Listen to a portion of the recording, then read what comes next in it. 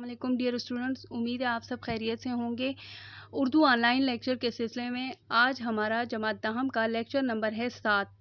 سبق ہم پڑھے تھے پرنانی، جس کے مصنف ہیں اشرف صبوحی اور ادبی حیثیت شخصی خاکہ نگار۔ اب آتے ہیں اپنی کتاب کے صفحہ نمبر 13 پہ۔ آپ نے دوسرے پیراگراف میں 5ویں لائن تک پڑھا تھا۔ اب آگے دیکھیں، بڑی لڑکی کا کار خیر ضروری تھا۔ بڑی لڑکی کا کار خیر کہتے ہیں شادی یا نکاح کو، یعنی بڑی لڑکی کی شادی ضروری تھی۔ لڑکے والوں کا اصرار اور اپنے دل کی خوشی کا موقع کیوں کر ہاتھ سے دیا جاتا۔ بڑے لڑکے والے جو تھے وہ بار بار اصرار کر رہے تھے، تو انہوں نے اپنے دل کو خوش کرنے کا یہ موقع بھی ہاتھ سے نہ جانے دیا۔ فکر ہوئی کہ اس مکان کو بھی 1 2 3 کر دینا چاہیے۔ اب انہیں یہ فکر ہوئی کہ جو یہ ایک پرنانی کا مکان رہ گیا ہے، اس کو بھی بیچ دینا چاہیے۔ اتنے بڑے ڈھنڈار مکان کی کیا ضرورت ہے؟ اتنے بڑے ویران مکان کا کیا کریں گے؟ لالا جگو مل نے 50,000 لگائے ہیں۔ لالا جگو مل ایک شخص کا نام تھا جو پراپرٹی ڈیلر تھا۔ اس نے ان کو اس گھر کی قیمت 50,000 بتائی تھی۔ 40,000 کی اچھے موقع کی جائیداد خرید لیں گے۔ انہوں نے سوچا کہ اس 50,000 میں سے 40,000 کی ہم کوئی اچھی جگہ پر کوئی جائیداد، کوئی گھر خرید لیں گے تو 250 کا کرایہ ہو جائے گا۔ تو اس کو کرائے پر جب دیں گے 250 کا کرایہ مل جائے گا۔ 250 اس زمانے میں بہت بڑی رقم تھی۔ باقی 10,000 میں قرض ادا کرنے کے بعد لڑکی وداع ہو جائے گی۔ باقی جو 10,000 رہ جائیں گے اس میں اپنا قرض ادا کرنے کے بعد لڑکی یعنی بیٹی کو رخصت کر دیں گے۔ خود کرول باغ جگہ کا نام ہے۔ میں سستا مکان لے کر جا رہیں گے۔ میں سستا گھر لے لیں گے اور وہاں اپنی باقی زندگی گزاریں گے۔ اللہ اللہ خیر صلاح۔ اللہ اللہ خیر صلاح کا مطلب ہے چلو فراغت ہوئی یا فرصت ملی۔ لیکن دشواری یہ تھی، مشکل یہ تھی کہ اس کا قبالہ ان کے پاس نہ تھا۔ قبالہ کہتے ہیں کاغذات، مکان کے کاغذات یا دستاویزات، اور بغیر قبالہ دیکھے خریدے کون؟ اور بغیر کاغذات کے تو کوئی گھر نہیں خریدتا۔ اگلا پیراگراف دیکھیں، جب پانی گلے گلے آ گیا۔ گلے گلے آ جانا مطلب ہے محاورہ ہے، اور اس کا مطلب ہے مصائب میں گھرنا، مصیبتوں میں پڑنا۔ اور قرض خواہوں نے، جن سے انہوں نے قرض لیا تھا، ان لوگوں نے ناک میں دم کر دیا۔ ناک میں دم کر دینا محاورہ ہے جس کا مطلب ہے بہت تنگ کرنا۔ تو پرنانی کی طرف متوجہ ہوئے توجہ کی۔ کوٹری کا کونا کونا چھان مارا۔ بڑھیا کا گڑ گودڑ دیکھ ڈالا۔ گڑ گودڑ سامان، پھٹے پرانے کپڑے۔ آخر کہنا ہی پڑا کہ نانی اماں تمہارے داماد کی آبرو پر بن گئی ہے۔ یعنی نانی اماں تمہارے داماد، آمنہ اپنے شوہر کی بات کر رہی ہے، کی آبرو عزت کو کہتے ہیں، اس کی عزت کا سوال ہے۔ مکان کی بات چیت ہو رہی ہے۔ یہ جو گھر جس میں تم رہ رہی ہو، اتنے بڑا مکان، اس کے لیے بات ہو رہی ہے وہ بیچنے کے لیے۔ قبالہ دے دو گی، کاغذات دے دو گی تو جان بچ جائے گی، ورنہ یہ زہر کھانے کو تیار بیٹھے ہیں۔ ورنہ احمد مرزا اپنی بے عزتی کی وجہ سے زہر کھانے کے لیے تیار ہے۔ مگر بڑھیا ٹس سے مس نہ ہوئی۔ ٹس سے مس نہ ہونے کا مطلب ہے، یہ بھی محاورہ ہے، اور اس کا مطلب ہے کسی بات کا اثر نہ ہونا۔ غرض باولی ہوتی ہے۔ غرض کہتے ہیں مطلب کو، باولی کہتے ہیں پاگل، دیوانی۔ یعنی انسان کا مطلب، انسان کی غرض انسان کو کچھ بھی کرنے کے لیے مجبور کرتی ہے۔ اب بڑی بی کی خاطریں ہونے لگیں۔ خاطریں، خاطر مدارت۔ دونوں وقت آمنہ خود کھانا لے کر آتی، اور جب تک بڑی بی کھاتی وہ پاس بیٹھی ہوئی خوشامد کیا کرتی۔ آمنہ کے میاں بھی آتے جاتے مزاج پوچھتے، پرنانی کی طبیعت دریافت کرتے، اس سے پوچھتے، اور دن میں 1 2 مرتبہ منت خوشامد سے قبالے کی بابت دریافت کرتے۔ قبالہ کاغذات، بابت وجہ، دریافت کرنا، پوچھنا، یعنی قبالے کے بارے میں، کاغذات کے بارے میں اس سے پوچھنے کی کوشش کرتے۔ پرنانی ٹھنڈے سانس بھرتی۔ ٹھنڈے سانس بھرنا، آہیں بھرنا، اور کبھی کچھ کہہ دیتی، کبھی کچھ۔ اسی طرح کئی ہفتے گزر گئے۔ ایک دن صبح کو آمنہ اور اس کا خاوند میاں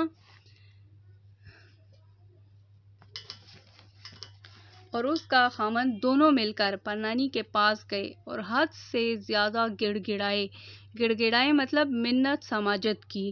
تو بڑھیا نے صرف اتنا کہا کہ جنہیں تم نے چتڑے جان کر پھینک دیا تھا۔ چتڑے کہتے ہیں فالتو سامان۔ सब मकानों के कबाले थे, इन्हीं में उस मकान के भी कागज था, वो ला दो तो निकाल दूं। इन बातों से दोनों मियाँ बीवी मायूस हो गए, नाउम्मीद हो गए और मतलब बरारी, अपना मतलब पूरा करने के लिए, अपना मतलब निकालने की दूसरी तरकीबें सोचने लगे। अब अगला पैराग्राफ देखें। काट कबाड़ की कोठरी में इत्तेफाक से बिल्ली ने बच्चे दिए। सारे बच्चे कोठरी में जा घुसे। बिल्ली के बच्चों की तलाश में जो टूटी फूटी चीजों को इधर उधर किया तो एक कोने में परनानी की दुल्लाई मिल गई। आमना की छोटी लड़की नसीरा को और बहन भाइयों के खिलाफ, यानी दूसरे बहन भाइयों की निस्बत, परनानी से कुदरती लगाव था। उसके दिल में परनानी के लिए मोहब्बत थी। ये दुलाई को लेकर सीधी परनानी के पास पहुंची और कहने लगी, नानी अम्मा, आपकी दुलाई मिल गई। न जाने किसने कोठरी में डाल दी थी। बुढ़िया के बदन में दुलाई देखते ही जान सी पैदा हो गई, यानी वो खुश हो गई। दुलाई को कलेजे से लगाया और नसीरा को लाखों दुआएं दी। दुलाई के छिन जाने से परनानी के बुढ़ापे में जो दीवानगी सी पैदा हो गई थी, दीवानगी कहते हैं पागलपन की कैफियत, कम हो चली। उसका कुर्ब कहते हैं तकलीफ को, और बेचैनी सुकून में बदल गया। कहती, बेटी, ये कपड़े के टुकड़े नहीं, मेरे कलेजे के पुर्जे हैं। मेरे कलेजे, मेरे जिगर, टुकड़े, पुर्जे टुकड़े को कहते हैं, यानी ये मेरे लिए बहुत अहम है, सिर्फ आम दुलाई नहीं है। अब अगला पैराग्राफ देखें। अब आप सफ़ा नंबर 14 पे देखें। बड़ी बी के ख्यालात का सीरियल कहते हैं सिलसिला यहीं तक पहुंचा था कि आमना अपने शोहर के साथ उसके पास आई। उन्होंने एक दफ़ा और कबाले की बाबत दरियाफ्त करना चाहा, और कबाले यानी कागजात के बारे में पूछना चाहा, और इस दफ़ा बड़ी बी को यानी परनानी को पुरअमन जिंदगी और नसीरा से घुल मिलकर बातें करते देखकर वो समझे थे कि अब बुढ़िया होश की बातें करने लगी है। यानी इस दफ़ा परनानी को नसीरा से बातें करते देखकर वो समझे कि अब जो है वो परनानी होश में है। तकदीर सीधी है, किस्मत अगर साथ देगी तो दौलत के खजाने की कुंजी बता देगी, तो ये हमें कागजात के बारे में बता देगी। यहाँ आकर जो देखा तो बड़ी बी यानी परनानी दीवार की तरफ टिकटिकी लगाए कहते हैं कि किसी चीज को बगैर पलके झपकाए मुसलसल देखते रहना। कभी बसूरती हैं, बसूरना रोनी सूरत बनाना, और कभी मुस्कुराती हैं। गुदड़ी यानी अपनी रजाई को छाती से लगा रखा है। आमना हैरान है कि मैंने तो इसे ओपलों की कोठरी में, ओपले कहते हैं गोबर को, मैं डलवा दिया था, यहाँ क्यों कर आ गई, यहाँ ये कैसे आ गई। मसनूई हंसी हंसते हुए बोली, नानी अम्मा, फिर तुम इस मनहूस दुलाई को मंगवा बैठी। ऐसे क्या इसमें लाल जड़े हुए हैं, लाल कीमती पत्थर या हीरे मोती, क्या ऐसा लगा हुआ है इसमें जो किसी आन छोड़ती ही नहीं, तुम इसे किसी लम्हे छोड़ती ही नहीं हो। देखो तो सही, मुई में से, कमबख्त में से कैसी सड़ी हुई बू आ रही है। नसीरा जालकनी पर से साटन की दुलाई उतार ला।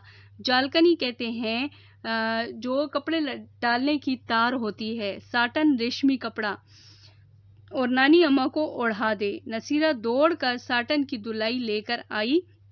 आमना ने ये दुलाई बुढ़िया को ओढ़ाकर उसकी गुदड़ी, उसकी रजाई, उसका लिहाफ छीन लिया और नसीरा को देकर कहा, जा इसे कूड़े पर डाल दे, इसे कूड़े में फेंक दो। 2-4 मिनट तो परनानी इस आफत नागहानी, अचानक आने वाली मुसीबत का मुकाबला कर सकी।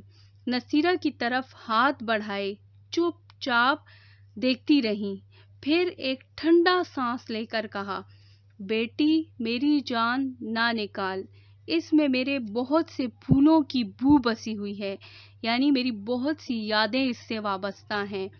जीते जी इसको मुझसे ना छीनो, सुबह का चराग हूँ, फूंक मार कर क्यों बुझाते हो, खुद बुझ जाएगा। इसका मतलब ये है कि परनानी कहना चाह रही थी कि मेरी मिसाल एक सुबह के चराग की तरह है, जिस तरह सुबह का चराग सुबह की रोशनी होते ही खुद ही بجھ جاتا ہے، ختم ہو جاتا ہے، اس کی روشنی کی کوئی اہمیت نہیں رہتی، اسی طرح میری عمر بھی اتنی ہو گئی ہے کہ میں خود ہی مر جاؤں گی۔ تم مزید مجھے پریشانیاں اور ٹینشن دے کر مارنے کی کوشش نہ کرو۔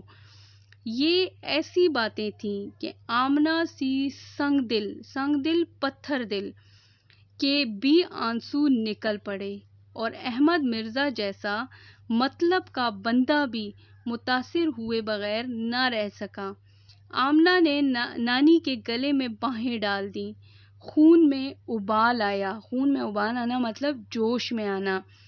آنکھوں نے سچی محبت کا اظہار کیا اور بھرے دل کو ضبط کر کے برداشت کر کے بولی، نانی اماں، میں نے آج تک جو تمہارے ساتھ خطائیں کی ہیں اپنی بیٹی رقیہ کے صدقے میں معاف کر دو۔ رقیہ آمنہ کی ماں تھی۔ میں شرمندہ ہوں کہ میں نے تمہارے ساتھ اچھا سلوک نہیں کیا۔ میں تم سے قبالہ یعنی کاغذات کبھی نہیں مانگوں گی۔ تم کڑو نہیں یعنی خود کو اذیت نہ دو۔ دل کو دل سے راہ ہوتی ہے۔ آنسو اگر جھوٹے نہ ہوں تو بڑی اہمیت رکھتے ہیں۔ بڑی بی کو معلوم ہوا کہ اس کی دنیا بدل گئی ہے۔ اس کو آمنہ میں جنت کی حور نظر آئی اور اس نے اپنے تھرتھراتے یعنی کانپتے ہوئے ہاتھوں سے اس کی بالائیں لی۔ بالائیں لینا، قربان ہونا، صدقے واری جانا، گلے لگایا اور پیار کیا۔ یہ منظر دیکھ کر احمد مرزا بھی اپنی نانی ساس کے قدموں پر گر پڑے اور اپنی خطاؤں یعنی اپنی غلطیوں کا اعتراف کیا، مان لیا۔ بڑی بی نے انہیں بھی دعائیں دیں۔ اب اگلا پیراگراف دیکھیں۔ نصیرہ آمنہ کی بیٹی تھی چھوٹی، نے اپنی زندگی میں یہ نیا تماشا دیکھا۔ وہ کبھی دوسری کو روتا دیکھ کر رونی صورت بنا لیتی تھی اور کبھی بے چین ہو کر ادھر ادھر دیکھنے لگتی تھی۔ جب ندامت، شرمندگی کو کہتے ہیں، اور خوشامد گلے مل چکی اور نصیرہ نے اپنی اماں کو یہ کہتے ہوئے کہ نانی اماں اب تو آپ ناراض نہیں، کھاؤ میری جان کی قسم، اور پر نانی کا یہ جواب کہ نہیں آمنہ، تیری جان کی قسم میں تم سب سے خوش ہوں، میرا تمہارے سوا ہے کون، سنا، اپنی اماں سے پوچھنے لگی کہ اماں نانی کو دلائی دے دوں، یعنی وہ تو بچی تھی۔ ایک دم سے اس نے جب دیکھا کہ ان میں آپس میں صلح ہو گئی ہے تو فوراً اس نے کہا کہ اماں میں نانی اماں کو اس کی دلائی دے دوں، اب تو ملاپ ہو گیا، یعنی اب تو آپ لوگ مل گئے ہیں، ملاپ ملنا۔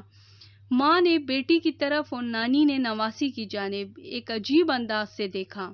آمنہ نے نصیرہ سے تو کچھ کہا نہیں، نانی سے بولی، نانی اماں جانے بھی دو، اس گودڑ کا کیا کرو گی؟ نہیں بیٹے رہنے دو، تمہاری ماں کی یادگار ہے، بڑھیا نے کہا اور نصیرہ پر نظر ڈالی۔ نصیرہ دلائی کو دبوچ کر لائی یعنی اٹھا کر لائی۔ اگلا صفحہ دیکھیں، صفحہ نمبر 16، پہلا پیراگراف۔ بڑھیا کی ساری افسردگی، پشمردگی، پریشانی، غم، رنج دور ہو گئی تھی۔ اس کا خیال بدل چکا تھا۔ وہ مرنے سے پہلے مکان کا بوجھ بھی اپنی چھاتی پر سے ہٹانا چاہتی تھی، اپنے سینے سے ہٹانا چاہتی تھی۔ اسے یقین تھا کہ آمنہ اور اس کا فضول خرچ شوہر اب سنبھل جائیں گے، اس لیے اس